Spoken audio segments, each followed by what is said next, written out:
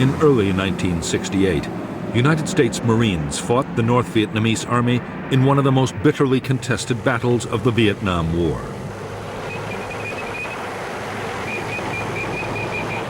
For 77 days, 20,000 NVA troops laid siege to the Marine combat base at Khe Sanh.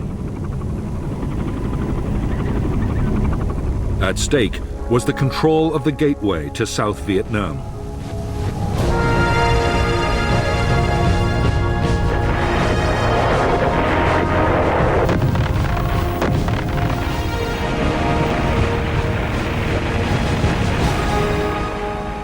The siege of Khe Sanh was the longest single battle of the Vietnam War. It was also one of the most violent.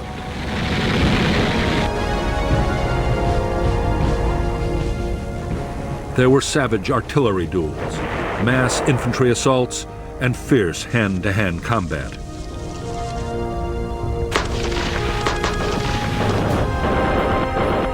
Khe Sanh also saw the most concentrated tactical bombing campaign in history, as the Americans used massed air power to try and break the siege.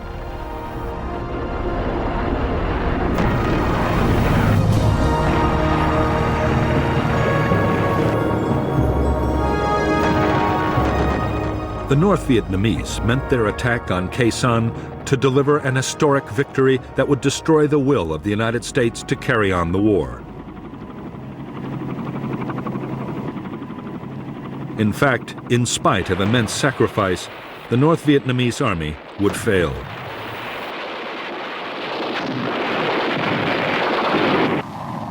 After Khe Sanh, the NVA would never again take on the Americans in a set-piece battle.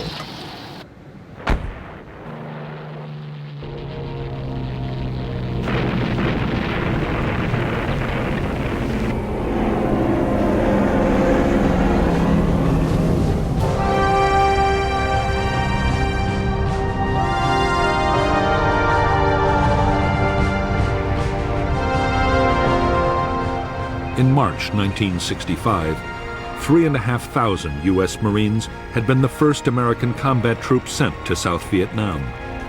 Their orders were to defend an air base at Da Nang, but their mission didn't stay defensive for long.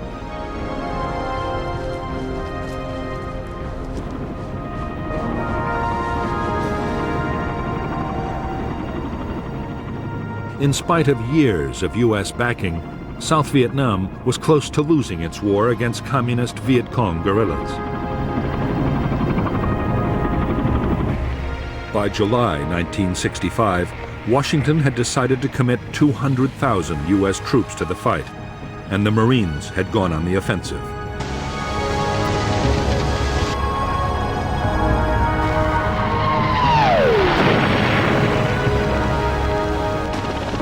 American commanders saw their role as taking on the Viet Cong's big units, the battalions and regiments.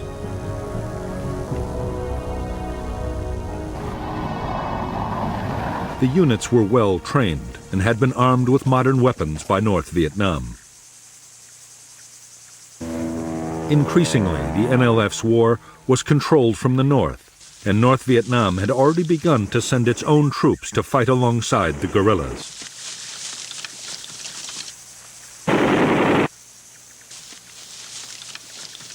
The first big battle between the Americans and the Viet Cong was in August 1965.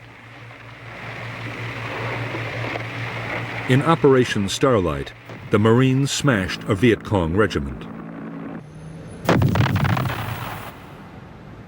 In November, in the Ia Drang Valley, the 1st Air Cavalry Division battled nearly 6,000 North Vietnamese Army troops.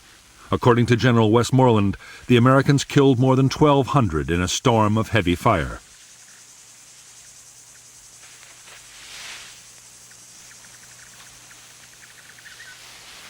American commanders were buoyed up by their apparent success on the battlefield.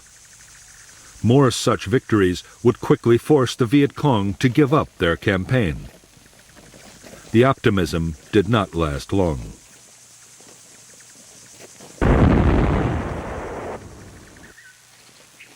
By the close of 1965, the Americans were finding it impossible to make the Viet Cong fight pitched battles.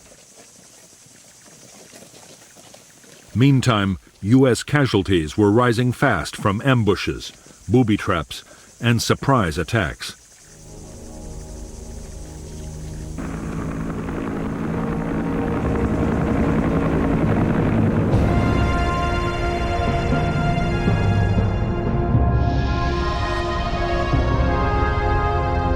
By the start of 1966, Military Assistance Command, known as MacV, the main American headquarters in South Vietnam, deployed 184,000 U.S. troops.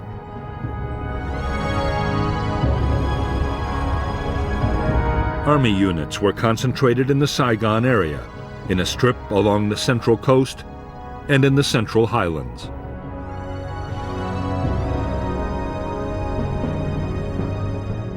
The Marines of the 3rd Marine Amphibious Force were further north, in the area known as I Corps.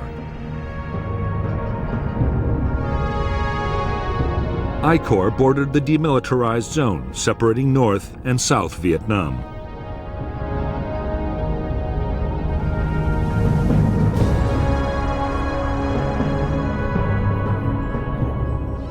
The Marines now had 3 main bases in I Corps: at Da Nang, Chu Lai, and Phu Bai, while the South Vietnamese Army had headquarters at Hue and Quang Nai. The threat came from NLF battalions in the countryside and the border areas, the North Vietnamese Army on the demilitarized zone, and from tens of thousands of local NLF inside the heavily populated coastal belt.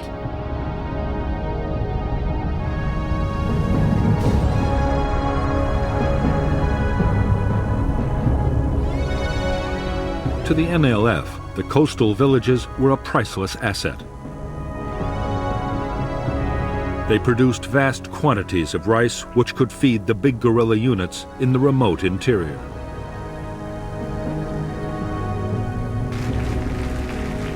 They also produced large numbers of recruits.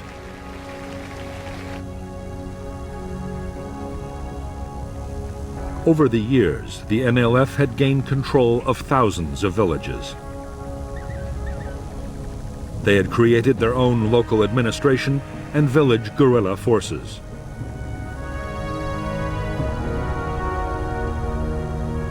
The villages also played host to the big units as they passed through on operations.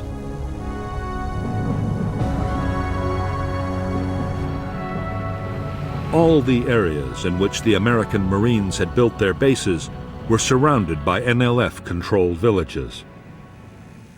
Marine sweeps through the settlements rarely managed to find them.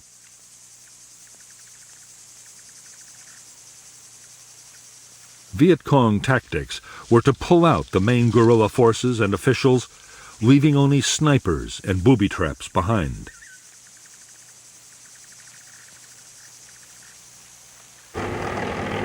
After the Marines had moved on, the fighters would quickly return. For the Americans, it was deeply frustrating.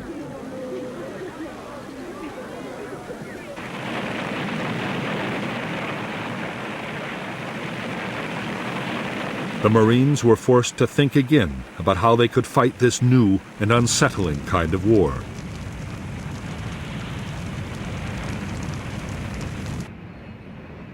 The answer the Marines came up with was a pacification program. The idea was to fight the NLF for control of the villages and to do it around the clock.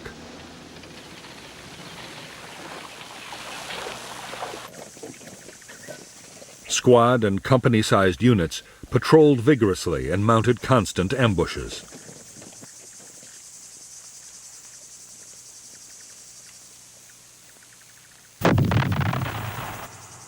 The rice harvest was protected to keep it out of Viet Cong hands.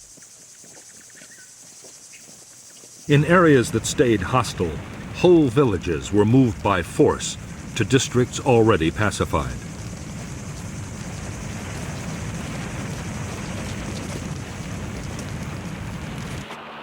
The Marines' aggressive military tactics were combined with persuasion.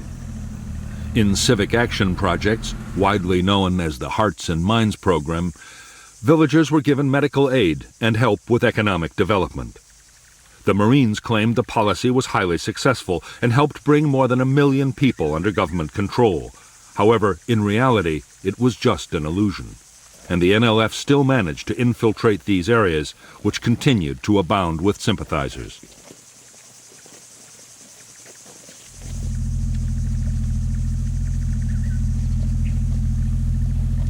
The change came in mid-1966. General Westmoreland, the commander of U.S. forces in South Vietnam, had never agreed with the Marines' methods. He believed that controlling villages was a waste of highly trained and heavily armed troops. Westmoreland argued that the Marines should instead be used to pursue the enemy's big units in the remote interior.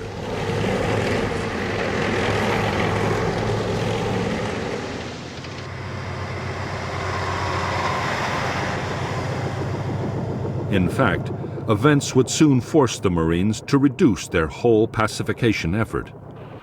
Civil unrest erupted between South Vietnamese factions right across the country.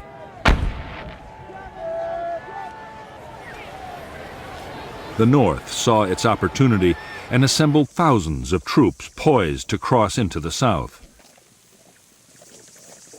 It was a threat the Marines could not ignore.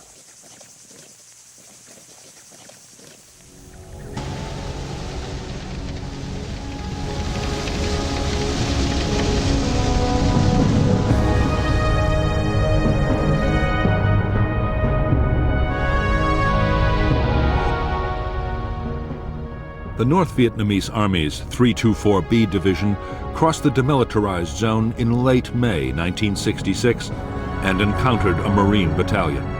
The NVA held their ground, and the largest battle of the war to date broke out near Dong Ha. General Walt moved most of the 3rd Marine Division north, 5,000 men in 5 battalions.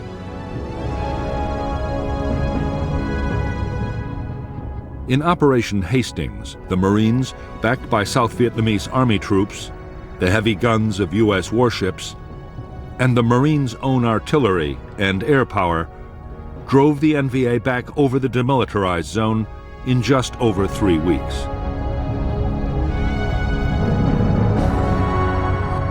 Because the Marines were forbidden to cross the demilitarized zone into North Vietnam, the 324B Division, along with elements of 2 more divisions, were able to regroup and return to the south almost at once. The Marines were forced to mount Operation Prairie, which tied up 11 battalions, nearly 10,000 troops, for a full 10 months.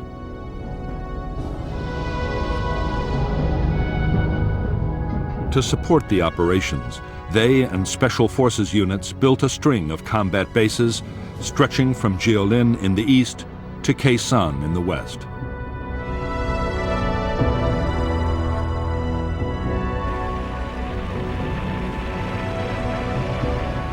Casualties on both sides were heavy in Operations Hastings and Prairie. Although over 300 Americans were dead and nearly 1,500 wounded, it was a victory for the Americans.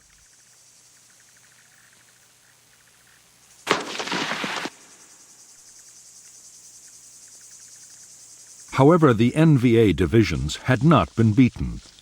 They simply slipped back across the demilitarized zone from where they could return at any time.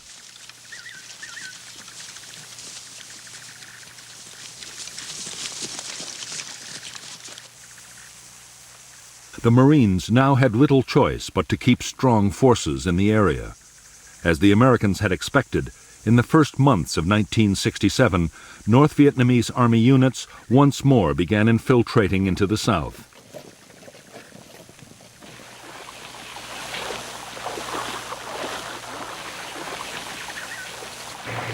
The Marine reaction was to mount big operations to find them and cut them off.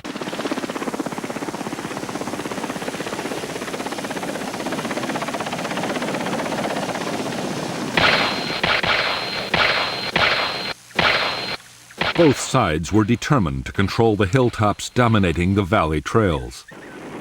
The bloodiest battles of all were those fought for the hills surrounding the Marine combat base at Khe Sanh. These were 881 North and South and Hill 861, thus named for their height in feet.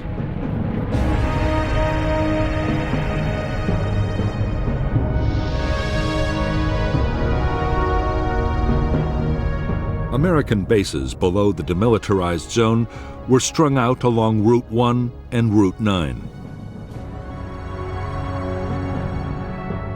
The command center was Dong Ha, while Camp Carroll and the Rock Pile were artillery bases with long-range heavy guns. On the western end of Route 9, Long Vei, a special forces camp, and the Marine base at Khe Sanh were particularly important. They dominated North Vietnamese infiltration routes into the south from the demilitarized zone and from Laos.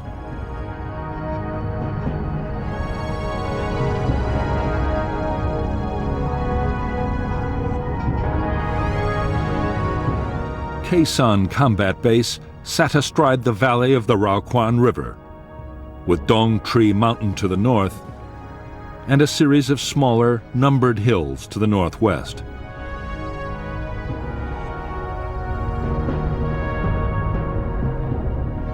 In April 1967, elements of the NVA 325C Division moved onto Hills 881 North and South and Hill 861 and stormed a signal relay station atop Hill 950. They built fortifications and placed artillery to support the main effort. An infantry assault by all three of the division's regiments, more than 5,000 men. The base at Khe Sanh had been defended by only a single company of Marines. But now, American strength was raised to 2 battalions with more artillery. By May 5th, after violent battles, the Marines had seized all 3 key hills. The battered North Vietnamese division pulled back over the demilitarized zone and across the Laotian border.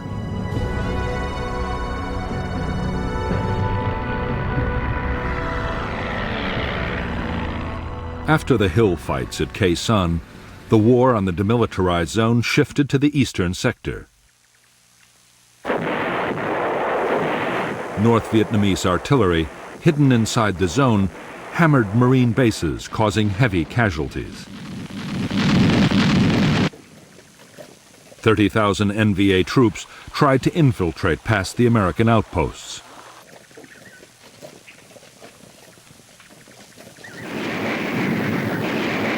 In July 1967, there was heavy fighting near Con Thien, killing 1,300 NVA troops.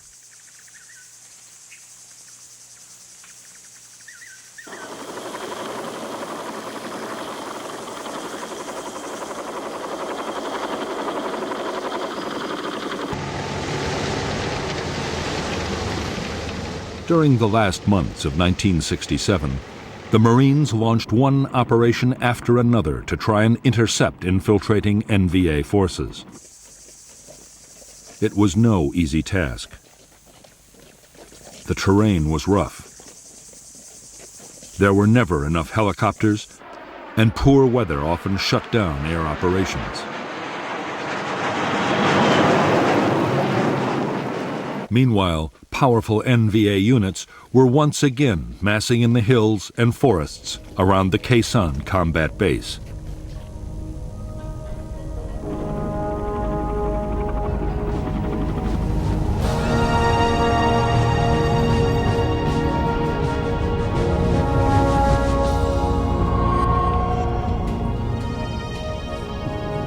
Since the start of the conflict, North Vietnamese leaders had been arguing bitterly about how best to win the war in the south.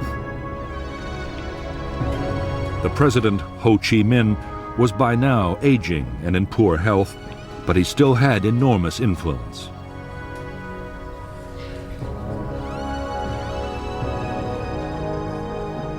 Ho was revered by millions of Vietnamese, North and South, and any big decisions had to be approved by him.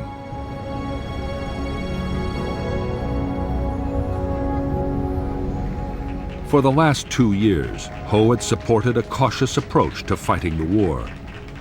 But in mid-1967, he backed a new strategy pushed by powerful figures within the Politburo, including Lý Tuan, the General Secretary of the Communist Party.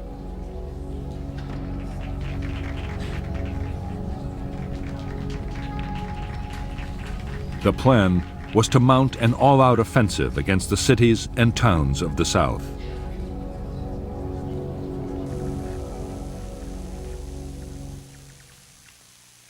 The NLF guerrillas inside South Vietnam would launch most of the attacks.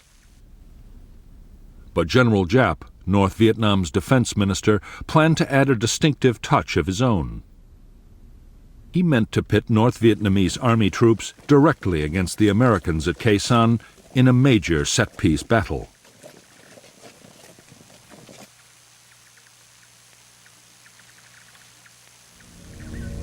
He would even direct the attacking forces himself.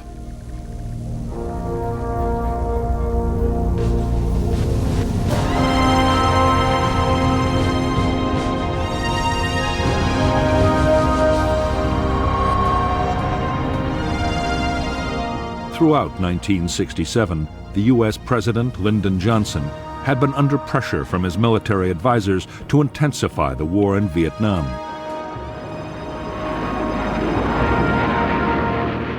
The Joint Chiefs of Staff wanted the president to ease the many restrictions on the bombing campaign against the North. They also wanted ground attacks against enemy sanctuaries in Laos and Cambodia, perhaps even into North Vietnam itself.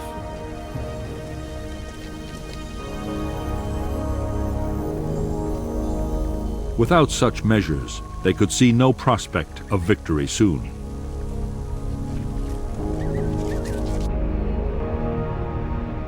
President Johnson's fear was that expanding the ground campaign might draw China or the Soviet Union into the war. He also faced problems at home. The anti-war movement was already growing, and a wider conflict might turn the American people completely against the whole effort.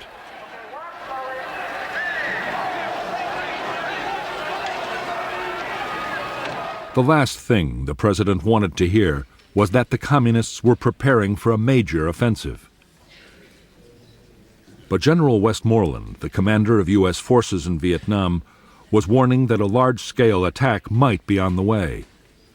Westmoreland believed that the North Vietnamese army was preparing a big push into the south, and that its first target might be the Marine combat base at Khe Sanh.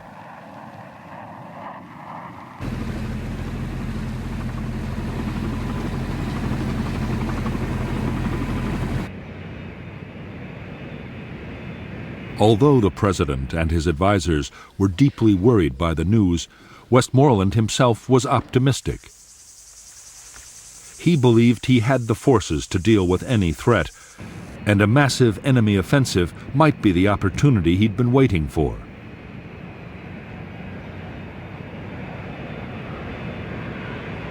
If the North Vietnamese army came out into the open to fight pitched battles, there was a real chance of a decisive American victory.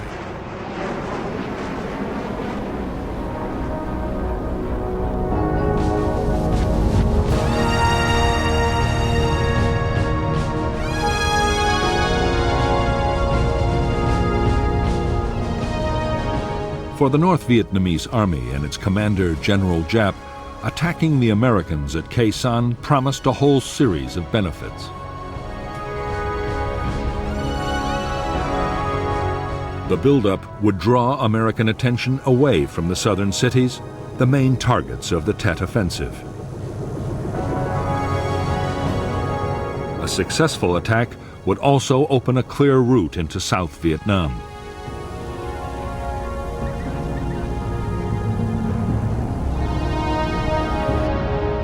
A victory at Khe Sanh might also bring another, even more valuable prize: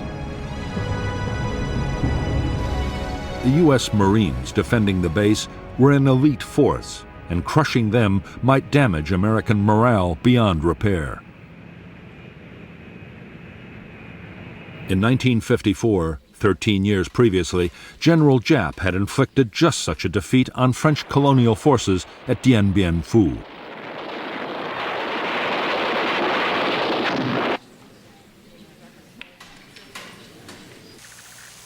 In selecting Khe Sanh as the site for a set-piece battle with the Americans, General Giap had chosen carefully. The jungle-covered hills and low cloud combined with heavy fog would work against American air power.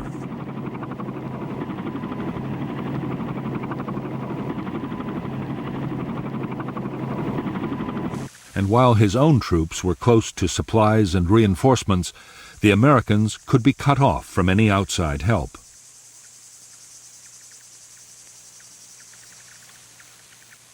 The weakened garrison would then be overrun.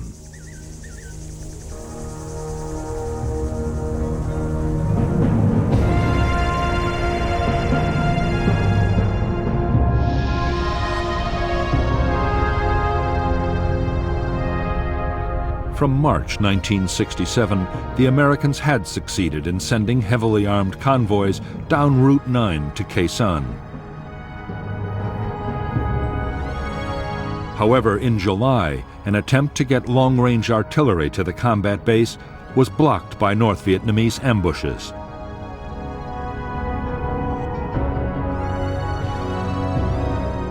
Soon, the NVA had closed the road completely, and the first phase of the campaign against Khe Sanh was completed.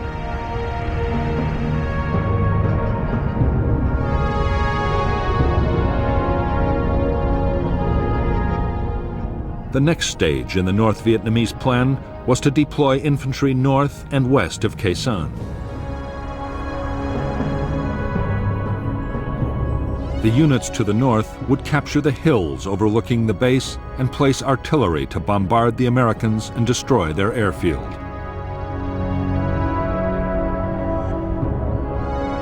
They would also mount ground attacks to create a diversion. The western units would capture Long Vei Special Forces Camp and Khe Sanh Village, and then mount a massive assault to take the Marine combat base from the south.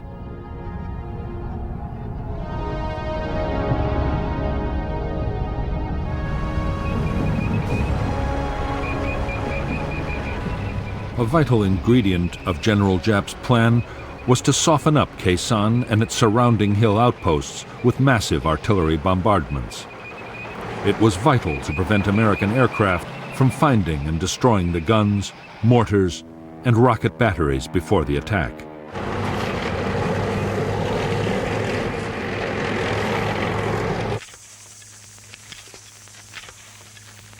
The troops made enormous efforts to protect the artillery by hiding it in caves or specially dug pits.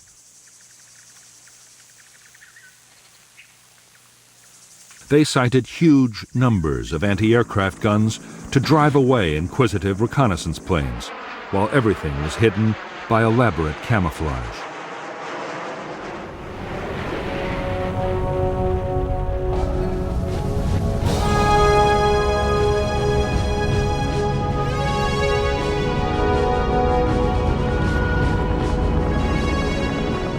From the start of the war in Vietnam, U.S. military commanders had believed that the best form of defense was to attack in strength.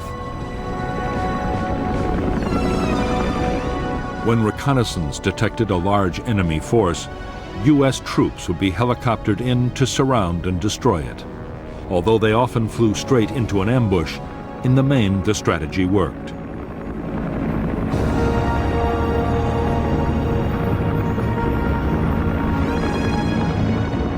The problem with the American tactics was that they needed ever-increasing numbers of troops and helicopters.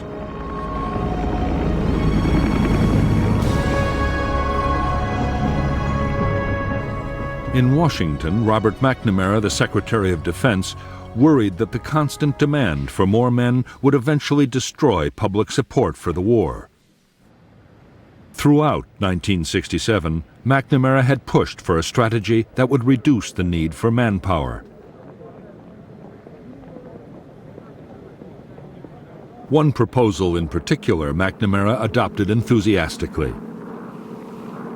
The idea was to clear a line along the demilitarized zone and build an electronic barrier to stop enemy infiltration from north to south.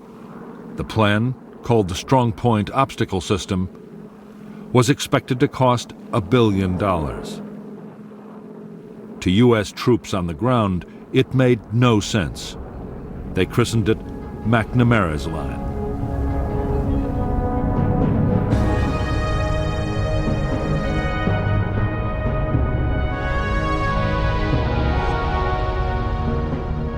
Because the eastern part of the demilitarized zone was flat ground, the area was given the first priority for defense. The plan was for 9 strong points, including Con-Tien and Jieldin, linked by fencing, minefields, and electronic detectors. West to Khe Sanh, U.S. bases would act as anchors for short strips of line, blocking all the likely approaches. Artillery would cover the whole area.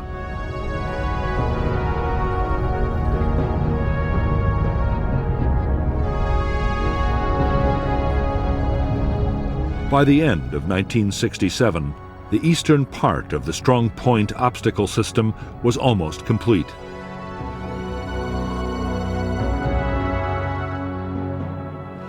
American planners hoped the new defense would at least channel the North Vietnamese into the more difficult hilly terrain guarded by the rock pile and Khe Sanh. In the future, when those bases too were part of the system, military commanders saw them playing a particularly important role. If full-scale ground operations were ever launched into Laos, the barrier would protect the Americans from flank attacks.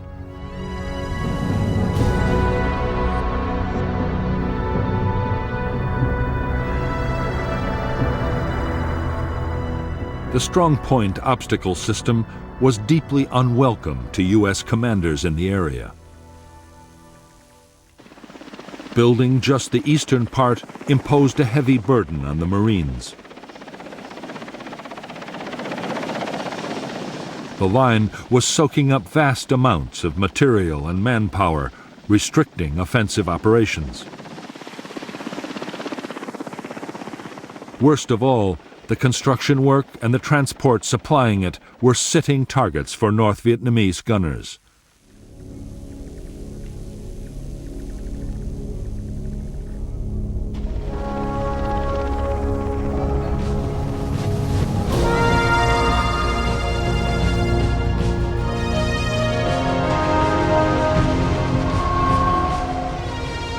Altogether, the North Vietnamese Army numbered just under 470,000 troops in 12 divisions and 100 independent regiments.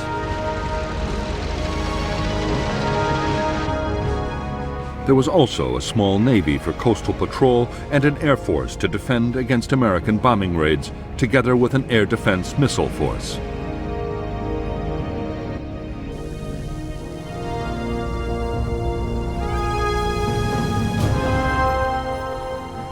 China had also committed 50,000 advisors and engineers to repair damage done by American bombing and so free North Vietnamese troops for combat operations.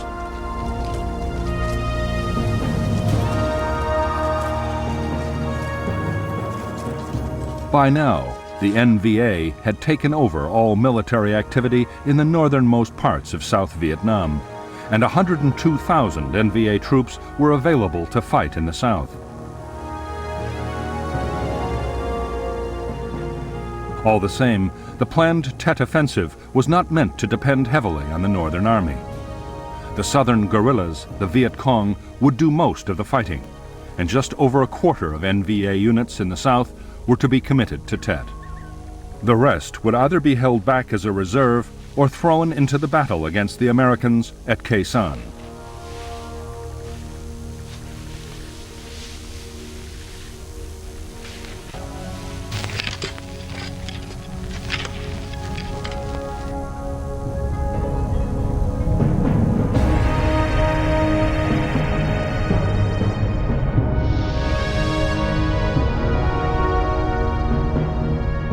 By the start of 1968, the North Vietnamese Army had more than 40,000 men positioned near the border with South Vietnam. One division was to launch attacks down the east coast to take Da Nang and other important centers.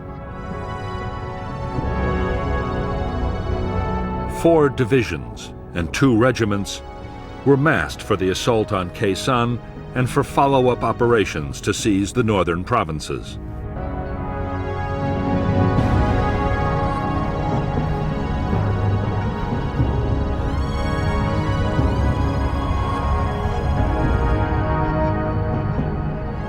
North of Khe Sanh was the 325C Division, with 3 regiments and a battalion. The elite 304th Division was south of the base. The besieging forces were supported by 3 artillery formations and anti-aircraft units, while a regiment handled resupply from the north.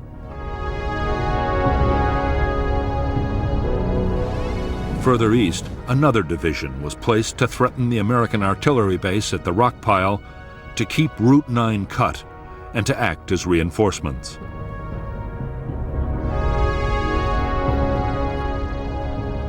A small number of tanks were also positioned west of Lang Vây.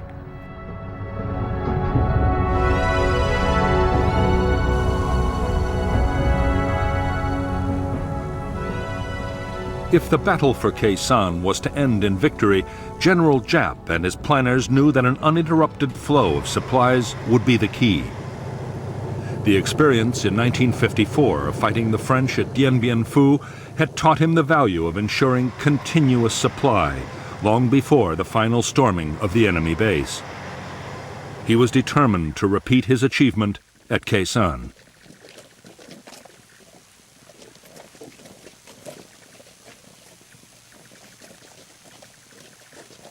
To get ammunition, food, and materials to the forces attacking Khe Sanh, Giap ordered the building of 2 new roads.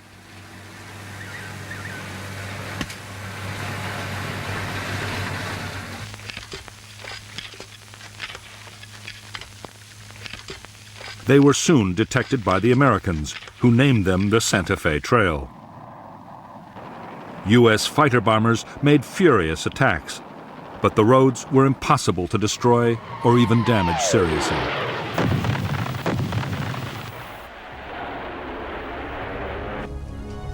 The Santa Fe Trail was heavily camouflaged and fully equipped with bunkers, storage depots, and way stations.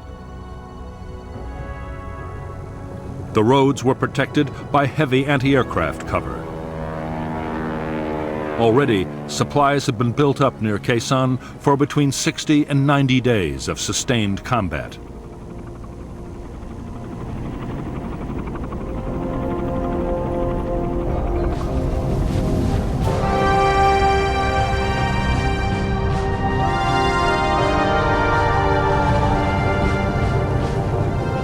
For more than a decade, the North Vietnamese Army had been getting military equipment from China and the Soviet Union.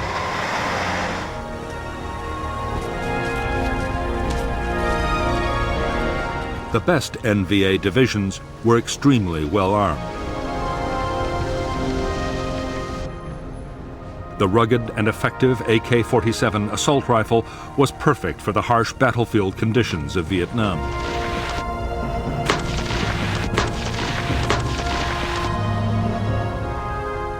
Infantry units had large numbers of machine guns and RPG-7 anti-tank grenade launchers.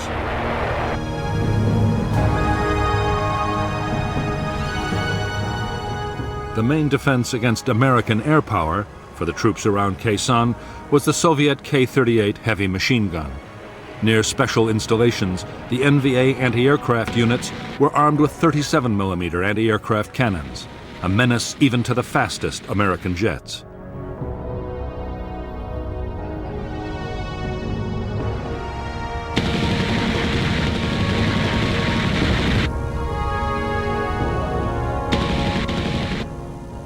The heavy artillery which NVA gunners would use to try and overwhelm the defenses of the Khe Sanh base was also Soviet and Chinese. The 130mm field gun had a range of 19 miles, further than any comparable American gun. U.S. troops rated it the best all-round artillery piece on the Vietnam battlefield.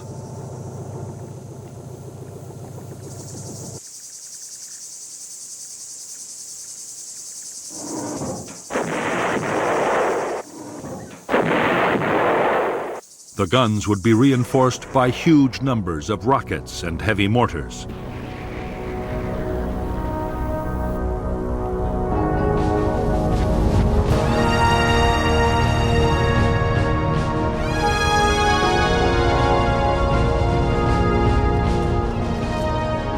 The troops of the North Vietnamese Army were recognized even by their American enemies as first-class soldiers.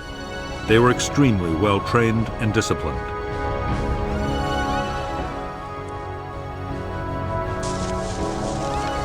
They were skilled in tactics, and their morale and determination often seemed to the Americans to border on the fanatical.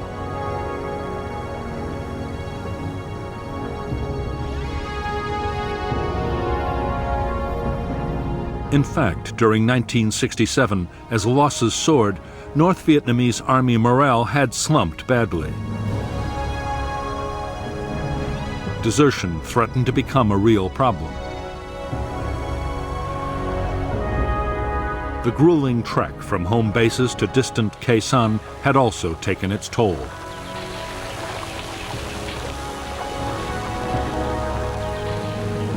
American bombing was a constant danger, and diseases, particularly malaria, were rife. Most of the NVA soldiers who were massing to attack Khe Sanh were from the coastal lowlands of North Vietnam and found life a misery in the sodden, insect-infested jungles, as did their enemy.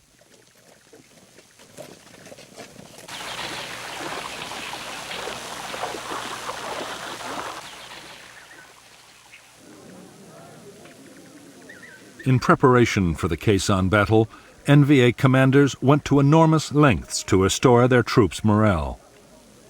Cultural groups were sent on the long and arduous journey to the front to entertain the troops.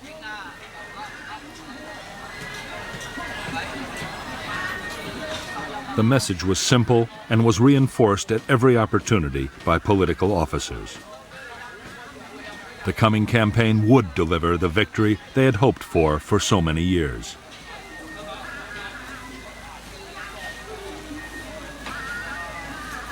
The propaganda effort worked well.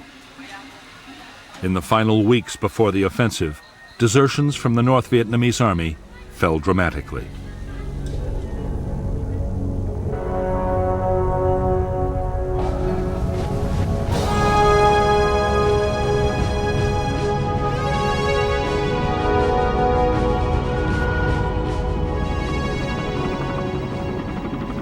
In late 1967, 73,000 of the almost 500,000 American troops in South Vietnam were United States Marines. They were under the command of the U.S. Navy Pacific Fleet Headquarters in Honolulu, but operational control was with General Westmoreland's Military Assistance Command in Saigon.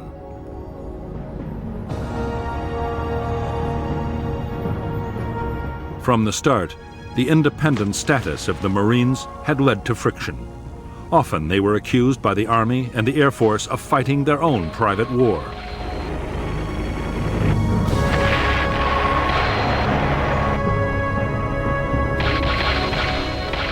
Since Lieutenant General Robert Cushman had taken over as Marine commander in June 1967, he and Westmoreland had argued continuously over how the Marines should best be used. The latest issue was the McNamara Line.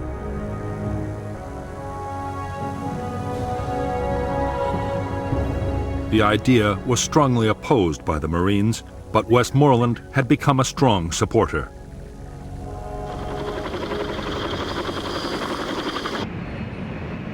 There was also a major disagreement brewing over who should control Marine air power. On the eve of a major battle, inter-service rivalry was threatening to grow into a serious problem.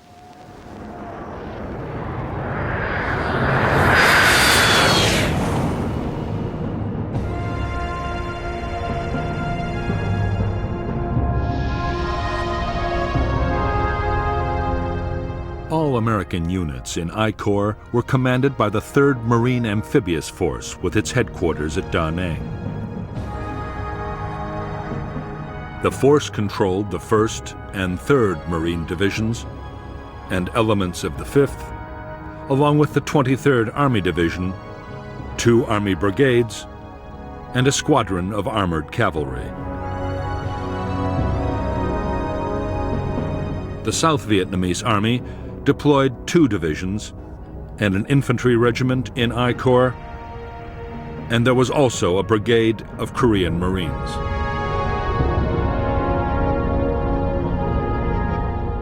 Air support for operations in I Corps was provided by a U.S. Air Force Tactical Fighter Wing, the 1st Marine Air Wing, and a South Vietnamese Air Force Squadron.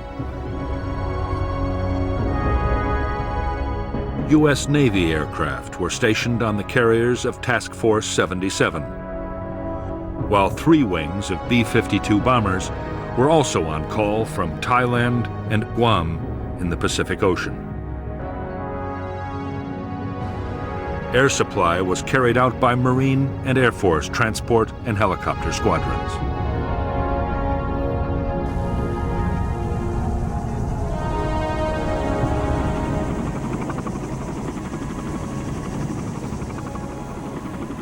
As more than 100,000 men, half of all U.S. combat units in South Vietnam, had been concentrated in I Corps, the supply system had been strained to the limit. On the DMZ alone, ammunition consumption was running at 25,000 artillery shells a month. The Marine supply lines stretched from the United States to Okinawa in the Pacific and on into Vietnam.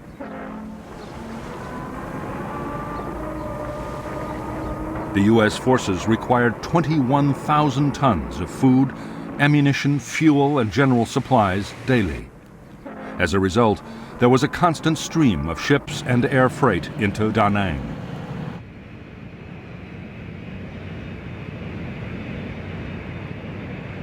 Getting the supplies to where they were needed was a massive job. Vietnam was the first war to see computers used to control supplies. The requisitioning system handled over 80,000 different items, from boots for the men to spares for helicopters.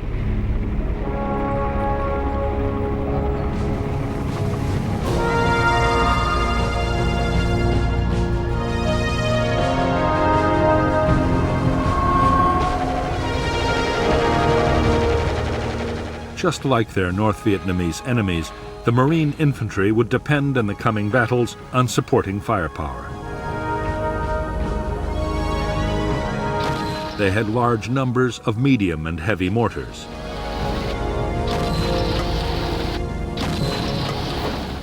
The Marines would also make good use of 106mm recoilless rifles. The M40 had been designed as an anti-tank weapon, but it was also highly effective against bunkers and trenches.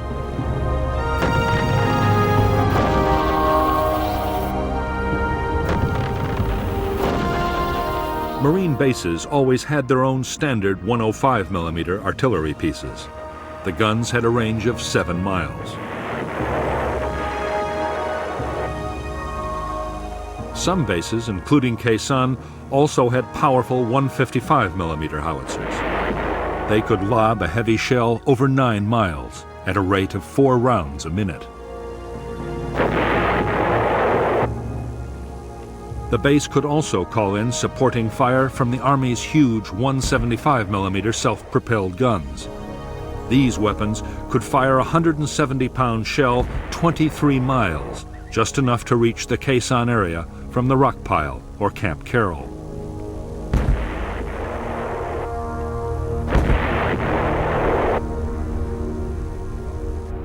Support from aircraft was much less reliable than artillery. Air operations could be shut down completely by bad weather. But in the right conditions, fighter bombers could bring devastating firepower to the battlefield. A-4 Skyhawks, operating from carriers in the Tonkin Gulf or from marine airfields, could be over the Khe Sanh area in less than 30 minutes with 1.5 tons of bombs.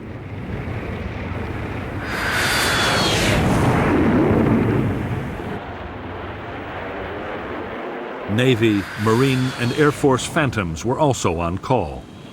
Although designed as an interceptor, the F-4 was a powerful bomber. It could carry 18 750-pound bombs or 11 canisters of the devastating flammable gel, napalm.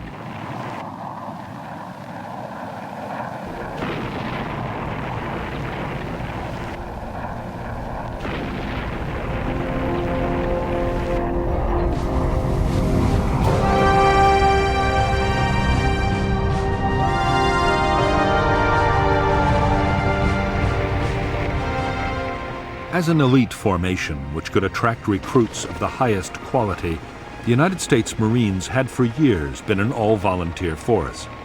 Vietnam had forced a change.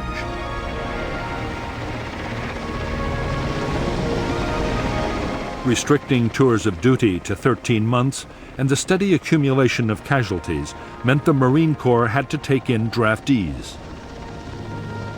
Around 20,000 men had been drafted in by the end of 1967.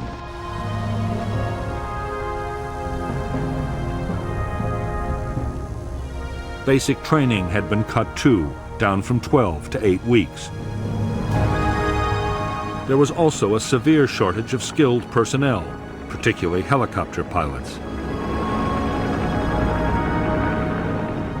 In spite of the sometimes appalling conditions of cold, wet and dirt in which the Marines in Vietnam had to live and fight, their morale had stood up well. Marine discipline and the sense of being part of an elite helped. So did the knowledge that support from artillery, helicopter gunships, or strike aircraft was not far away.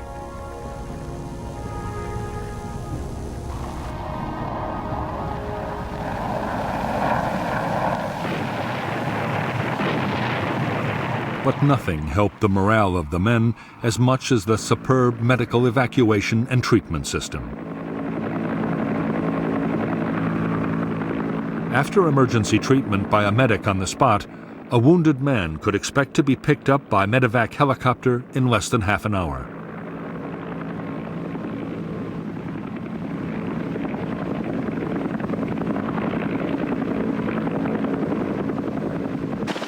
The crews of evacuation helicopters were among the most admired troops serving in Vietnam.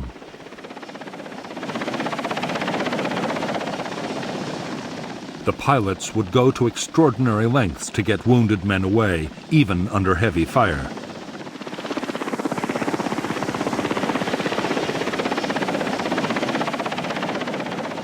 In I Corps, evacuation was to one of 3 field hospitals or to the main hospital at Da Nang.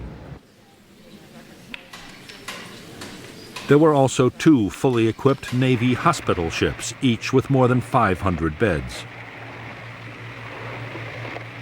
So effective was the Marine medevac system that 99% of evacuated Marines survived their wounds.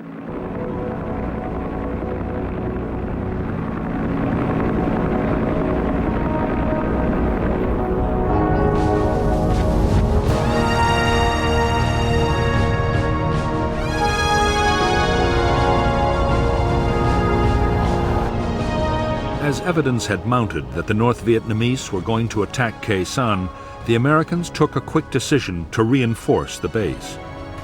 By the close of 1967, the 3rd Battalion of the 26th Marines had arrived to boost the garrison.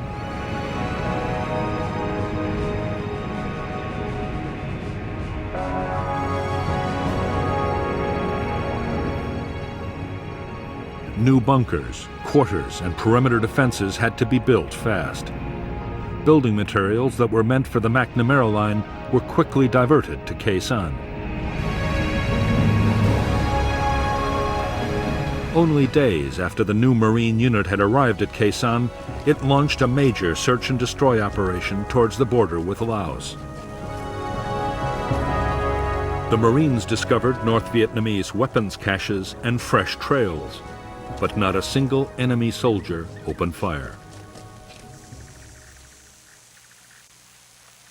Unknown to the Americans, the 30,000 NVA troops all around were under strict orders to avoid all contact.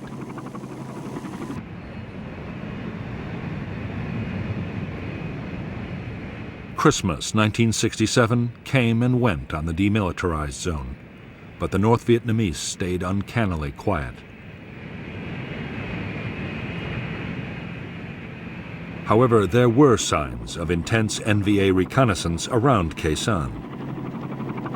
Most Marines now believed the question was not whether the North Vietnamese meant to storm Khe Sanh, but when.